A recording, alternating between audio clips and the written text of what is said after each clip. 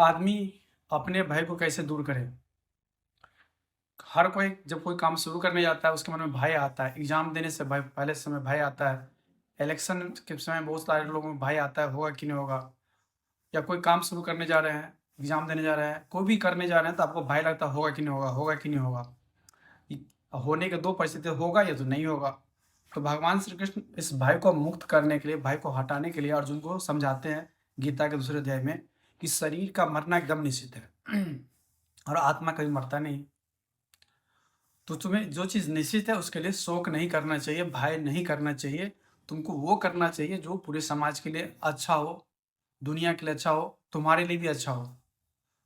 तो कहने का मतलब किसी व्यक्ति को कोई काम करना है, उसे काम करने की इच्छा है तो उस काम को करे।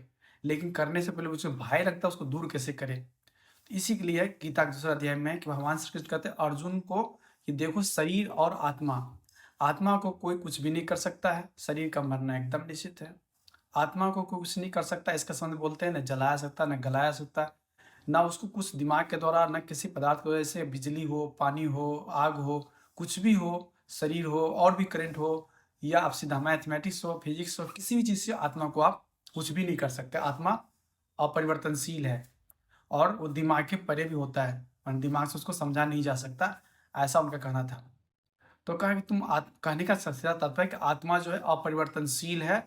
ठीक उसी तरह से भगवान श्री कृष्ण कहते हैं कि जब कोई काम करने जाते हो तो काम पे फोकस करो, उसका रिजल्ट जो है होगा या नहीं होगा, 2 ही हो सकता है, मरेगा या जिंदा रहेगा। इस युद्ध में मैदान अर्जुन उस युद्ध मैदान में थे, उसमें कोई मर सकता था या कोई जी सकता था। तो उसमें या तो कोई मरेगा या कोई नहीं मरेगा।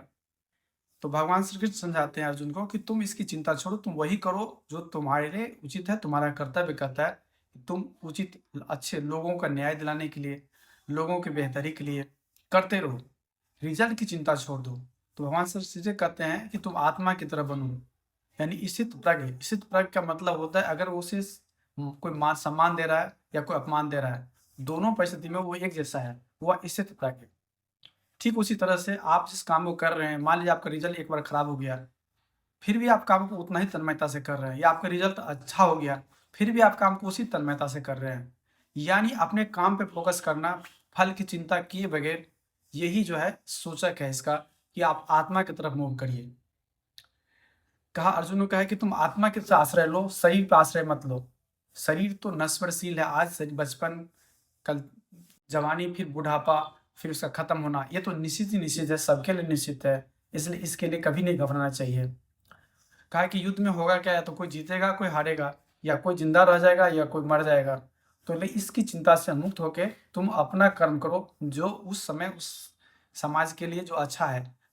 मैक्स अधिकतर लोगों के लिए अच्छा था या वंचितों के लिए अच्छा था, अन्य जिसके पास जिसके लिए अन्याय हो रहा था उसके अन्याय को रोकने के लिए उचित था। तो मेरा कहना है कि हर लोगों को ये भय से अगर मुक्त होना है तो आत्मा की तरफ मूव करना होगा, यानी अपने कर्म पर फोकस कीजिए, कर्म के फल के छोड़ दीजिए। फल 2 ही हो सकता है, या होगा या नहीं होगा।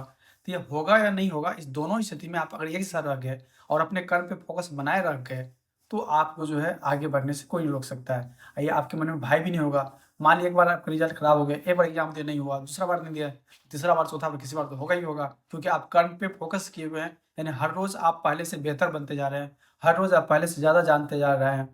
तो अगर कोई आदमी पहले से ज़्यादा जानते जा रहा है, ज़्यादा सीखते जा रहा है या ज़्यादा बेहतर कर पा रहा है, तो वो अपने उस काम में ज़रूर सफल होगा, चाहे कोई भी आदमी क्यों नहीं हो। तो पर्पस यहाँ वीडियो का जो उद्देश्य है कि आत्मा की तरफ मूव करने का मतलब होता है कि अपने काम में पूरी तरह से फोकस करना, अपने काम को करना जो उसके लिए और उसके समाज के लिए, सबके लिए अच्छा होता हो। जैसे कोई अगर टीचर अच्छा पढ़ाते हो, इंजीनियर अच्छा पुल बनाते हो, कोई पॉलिटिशियन पब्लिक के लिए अच्छा डिसीजन लाता हो, अच्छे काम करता हो, तो अगर उस काम को करते रह रहा है, बस रिजल्ट कुछ भी हो, तो फिर वो काम करने में आगे ज़रूर होगा। किसी भी आदमी को और लोगों के अच्छा करने के लिए कोई रोकता नहीं है। जैसे कोई एक अच्छा आदमी किसी को ब्लड डोनेट कर रहा है, कोई रोकता नहीं, ब्लड क्यों डोनेट कर रहे हो?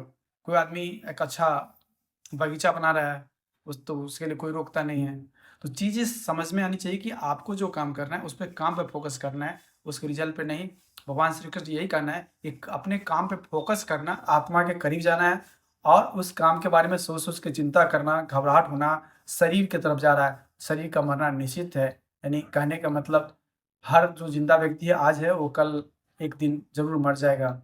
फिर भगवान श्री कृष्ण यहाँ इस अध्याय में इसमें आते हैं कि हर मरे हुए का जन्म भी होता है, यानी आत्मा मरता नहीं है, केवल आत्मा अपना शरीर बदलते रहता है। उस अध्याय में का ये मतलब आता है।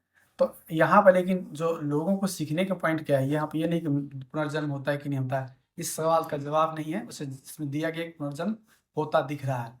लेकिन सबसे ज़रूरी चीज़ है कि आपको अपने कर्म पे फ़ोकस करना है, उसके रिज़ल्ट पे नहीं। इसी बात को बताया गया है कि आप कर्म कर सकते हैं, रिज़ल्ट का आपका अधिकार नहीं है। अच्छा-बुरा दोनों कुछ भी हो सकता है। लेकिन आपको कर्म पे फ़ोकस करना है, चाहे अच्छा हो, चाहे बुरा हो, चाहे कोई आपका मान करे, चाहे आपका सम्मान करे। आपकी स्थिति एक जैसी है, आप में कोई परिवर्तन नहीं हो रहा है, तो आप आत्मा के करीब जा रहे हैं। तो भगवान श्री कृष्ण कहते हैं कि तुम अर्जुन आत्मा का आश्रय लो, आत्मा की तरफ मुँह करो, आत्मा का सपोर्ट लो। तुम आत्मा को समझो और आत्मा कहीं मरता नहीं, इसलिए तुम किसी की चिंता मत करो। कौन इस युद्ध में मर रहा है और कौन इस युद्ध में जी रहा है। केवल ध्यान देना है कि तुम सही काम करते रहो, जो सबके लिए, समाज के लिए उपयोगी हो और समाज के लिए अच्छा हो। तो उन्होंने कहा कि तुम अपने काम पे फ़ोकस करो, बाकी इधर-उधर रिज़ल्ट मत चिंता करो। धन्यवाद।